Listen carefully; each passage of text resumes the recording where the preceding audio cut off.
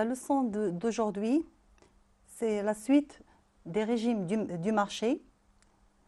La deuxième séquence, donc on avait déjà vu dans la première séquence deux régimes de marché, à savoir la concurrence pure et parfaite, qui est un régime purement théorique. Et puis on a vu un autre régime de marché, l'oligopole, qui est un régime réel.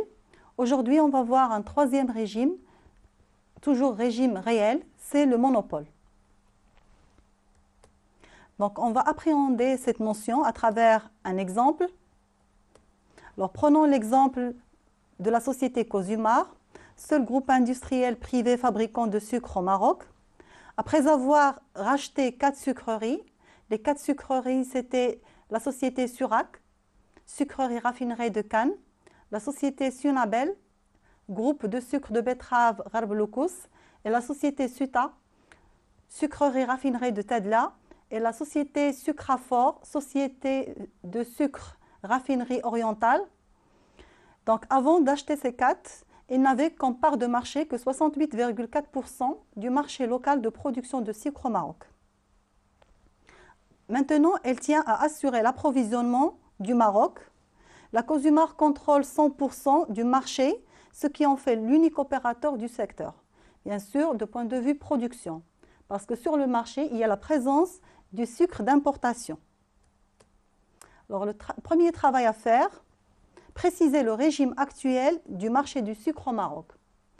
D'après ce qu'on a vu dans la séquence 1, lorsqu'on a fait la sensibilisation des régimes du marché, dans le cas où on a un seul producteur face à une multitude de consommateurs, le régime, c'est le monopole. Donc ici, la production du sucre au Maroc est assurée par Cosumar. Ainsi, le marché est monopolistique. Il est dominé par un seul producteur face à une multitude de consommateurs.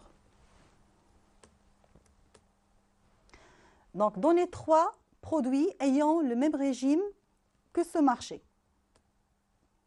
Donc, on a d'abord le transport ferroviaire au Maroc.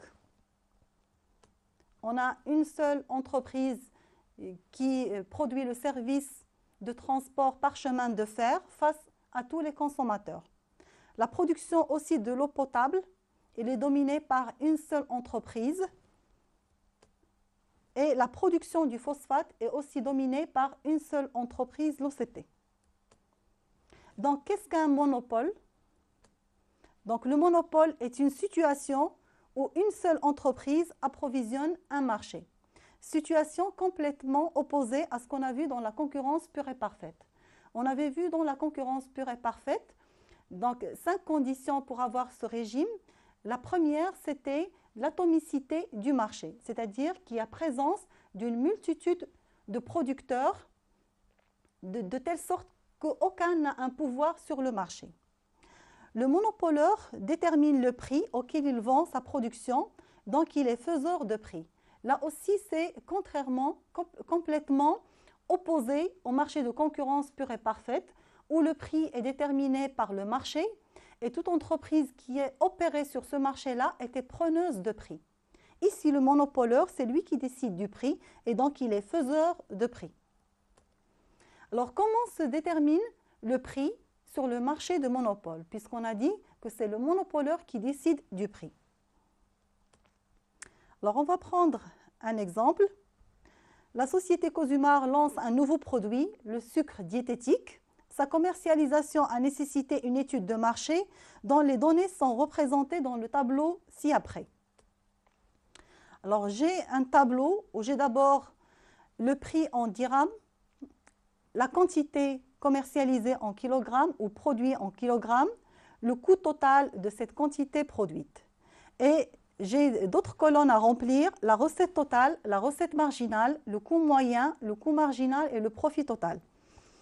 Alors, j'ai par exemple, quand la quantité produite est de 10 000 kg, le prix proposé par l'entreprise est 9,5 dirhams le kilogramme. Combien a coûté cette production? Il a coûté 30 000 dirhams. Donc, quand la quantité produite passe à 20 000 kg, l'entreprise décide de baisser le prix et de vendre à 9 dirhams seulement. Alors, plus l'entreprise produit des quantités élevées, plus il réalise des économies d'échelle et elle peut réduire son prix. Et on voit en bas que lorsque la quantité produite passe à 90 000 kg, elle propose un prix de 5,5 dirhams le kilogramme. Alors, travail à faire, complétez le tableau ci-dessus. Donc, rappel, on va rappeler les formules qu'on a vues précédemment dans la séance 1. Le coût moyen, c'est le coût total sur quantité. Le coût marginal, c'est la variation du coût total sur la variation de la quantité. La recette totale, c'est le prix fois la quantité. Ici, contrairement à ce qu'on avait vu dans le régime de concurrence pure et parfaite, on ne va pas prendre le prix du marché. Le prix, il est décidé par l'entreprise comme on avait vu dans le tableau. Et face à chaque quantité, on va trouver un prix déterminé. Le profit total, c'est la recette totale moins le coût total.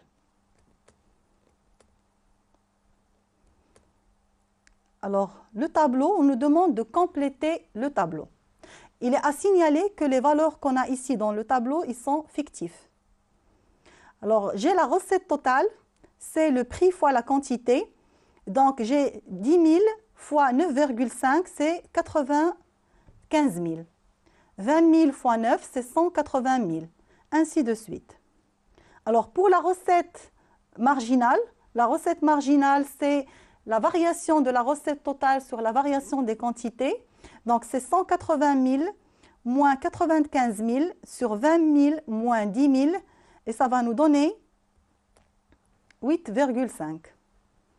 Donc, pour la troisième ligne, 255 000 moins 180 000 sur 10 000, ça va nous donner 7,5. Pour le coût moyen, c'est le coût total sur la quantité. Donc, c'est 30 000 dirhams sur 10 000, ça va nous donner 3. C'est 50 000 sur 20 000, ça va nous donner 2,5, ainsi de suite. Alors, le coût marginal, c'est la variation du coût total sur la variation des quantités. Donc, c'est 50 000 moins 30 000 sur 20 000 moins 10 000, et ça va nous donner 2. C'est 60 000 moins 50 000 sur 30 000 moins 20 000, c'est-à-dire 1, ainsi de suite. Alors, enfin, le profit total, c'est la recette totale moins le coût total. Recette totale, c'est 95 000, moins le coût total, 30 000, et ça va nous donner 65 000. La deuxième recette totale, 180 000, moins le deuxième coût total, 50 000, ça va nous donner un profit total de 130 000. Alors, le deuxième travail à faire, on nous demande de déterminer, à partir du tableau qu'on vient de compléter, la quantité commercialisable qui maximise le profit de l'entreprise, sachant qu'il est obtenu lorsque la recette marginale égale le coût marginal. Donc, dans la séquence 1, lorsqu'on a fait l'équilibre sur le marché de concurrence pure et parfaite, donc la quantité optimale était obtenue lorsque le prix du marché est égal au coût marginal. Ici, c'est la recette marginale qui est égale au coût marginal. Donc, on revient à notre tableau. Et on essaye de voir où on a l'égalité entre la recette marginale et le coût marginal. On constate que la recette marginale 4,5 et le coût marginal 4,5, on l'obtient pour la quantité 60 000 et qui va nous donner un profit maximum de 271 000 à un prix de 7. Donc, dans ce tableau, on constate dans la ligne où j'ai la recette marginale égale le coût marginal, un résultat ou un profit total de 271 000. Dans la ligne qui précède, on avait aussi le même résultat, 271 000. Mais si je prends la recette marginale de la ligne précédente, je trouve qu'elle est égale à 5,5. Donc la recette marginale ici, elle est encore supérieure au coût marginal, c'est-à-dire au coût de l'unité supplémentaire qu'on produit. Donc ici, le producteur a encore intérêt à produire plus, puisqu'il réalise encore des gains. Donc il s'arrêtera au point où il aura le coût d'une unité supplémentaire produite est égal à la recette marginale réalisée par cette unité. Donc, la quantité optimale s'élève à 60 000 kg parce qu'à ce niveau, le profit est maximum 271 000. L'unité supplémentaire produite rapporte exactement ce qu'elle coûte. Donc, finalement, la quantité optimale est obtenue lorsque la recette marginale est égale au coût marginal. Alors, travail à faire numéro 3. On nous demande de déduire le prix de vente unitaire qui maximise le profit. Alors, à quel prix le producteur va vendre cette quantité de 60 000 kg? Donc, il va la vendre à 7 dirhams le kilogramme. Alors, représentez graphiquement les droites de recette moyenne, de recette marginale, les courbes de coût moyen et de coût marginal. Et on nous demande enfin de mettre en évidence la zone du profit maximal. Bien, la zone du profit maximum. Donc, le graphique qu'on a devant nous présente les courbes de coût moyen, de coût marginal, de recette moyenne, de recette marginale. Donc, la première courbe qui est en marron, c'est la courbe du coût marginal. Donc, ils sont tracés dans un repère orthonormé comme tout à l'heure, où j'ai sur l'axe des X les quantités en milliers et sur l'axe des Y la recette marginale, la recette moyenne, le coût moyen et le coût marginal. Alors, je dois tracer par la suite la recette marginale. La recette marginale, c'est la droite en mauve. Alors, le point d'intersection entre les deux, c'est-à-dire recette marginale égale coût marginal, c'est ce point. Si on le projette sur l'axe des quantités, il va nous donner la quantité optimale, la quantité qui va donner le maximum de profit à notre producteur. Alors, cette intersection, donc, il faut la projeter sur la courbe du coût moyen. Donc, il faut tracer la courbe du coût moyen, c'est celle qui est en vert. Il faut tracer aussi la courbe de recette moyenne qui est en rouge. Alors, si je prends ce point d'intersection, recette marginale égale coût marginal, et je le projette sur la recette moyenne, il va me donner le point B. La projection du point B sur l'axe des Y va me donner le point A qui correspond à la recette moyenne, qui correspond à la quantité optimale. Si je prends toujours le point d'intersection entre coût marginal et recette marginale et je le projette sur le coût moyen, ça va me donner le point C. Si je prends le point C et je le projette sur l'axe des Y, il va me donner le point D. Donc, le point D, c'est le coût moyen correspondant à la quantité optimale, est égal à 2,5. Alors, la zone en rouge, c'est la zone de profit total. Elle est matérialisée par le rectangle ABCD. Donc, la situation optimale est déterminée graphiquement par l'intersection de la droite de recette marginale et la courbe du coût marginal. La projection de cette intersection sur l'axe des quantités détermine la quantité optimale qui permet la réalisation du profit maximum. Quantité optimale 60 000 kg. Profit moyen, c'est recette moyen moins coût moyen égale 4,5 dirhams. Donc, le profit maximum, c'est quantité optimale fois le profit moyen, est égal à 271 000 dirhams. Alors, remarque, donc, une entreprise qui est seule sur un marché peut donc fixer elle-même son prix. Donc, on a vu que le monopoleur, il est seul sur le marché. Donc, est-ce qu'il sera tenté à fixer n'importe quel prix? Est-ce qu'il peut augmenter indéfiniment le prix? Non. Donc, il y a une limite au pouvoir de monopoleur. Le monopoleur, il a la limite la plus importante, c'est la demande du consommateur. On sait que la demande du consommateur baisse lorsque le prix augmente. On a déjà vu ça dans le chapitre 1, le marché. C'est ce qu'on appelle la loi de la demande. Donc, s'il veut écouler les marchandises qu'il produit, il est obligé de tenir compte du budget du consommateur. Alors, on passe maintenant au quatrième et dernier régime de marché qu'on va voir aujourd'hui, c'est la concurrence monopolistique. On va partir d'un exemple. On va prendre une structure du marché proche de la concurrence monopolistique, c'est le marché de vêtements. Alors, sur ce marché de vêtements, il existe une multitude de produits qui se ressemblent, mais qui sont pourtant très différents. Alors, qu'est-ce qu'un marché monopolistique? Qu'est-ce qu'un marché de concurrence monopolistique?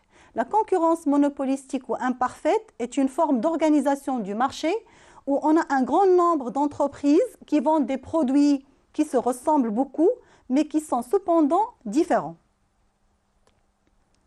Alors, chaque entreprise va essayer de différencier son produit de celui des concurrents. Donc, critères de différenciation.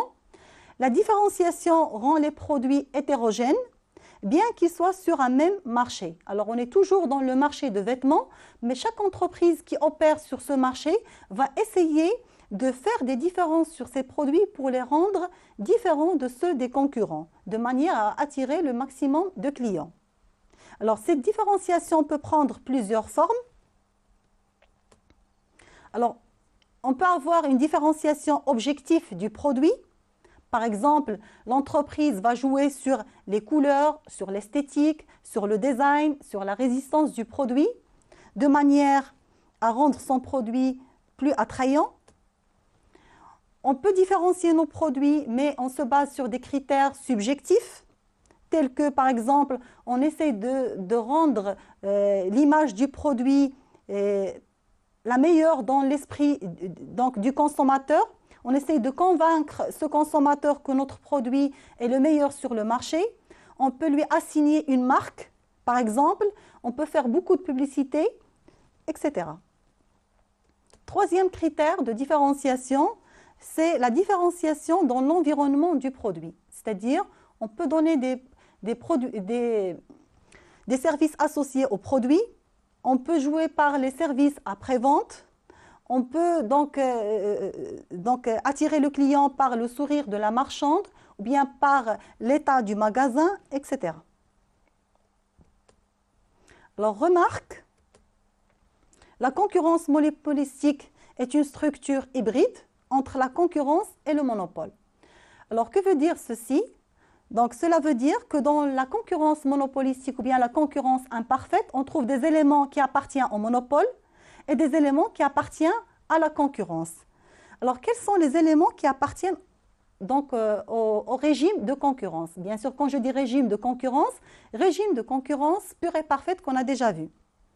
Alors, les caractéristiques qui appartiennent au régime de concurrence proviennent du fait qu'il existe un nombre important d'entreprises pour que l'activité de chacun n'ait aucune incidence sur les autres entreprises de la branche. Donc, on est en présence d'un marché où il y a nombreux producteurs, nombreux vendeurs d'un bien, et donc chacun n'a pas d'influence sur l'autre. Donc, la partie ou bien l'élément qui vient du monopole provient du fait que chaque entreprise va essayer de différencier ses produits de ceux des concurrents de telle sorte qu'elle le rend unique. Ce produit, il n'existe pas chez les autres. Il lui ajoute des attributs donc pour le rendre attrayant, même s'il est en apparence identique à celui des concurrents. Et de ce fait-là, c'est comme si elle est une entreprise qui est en situation de monopole.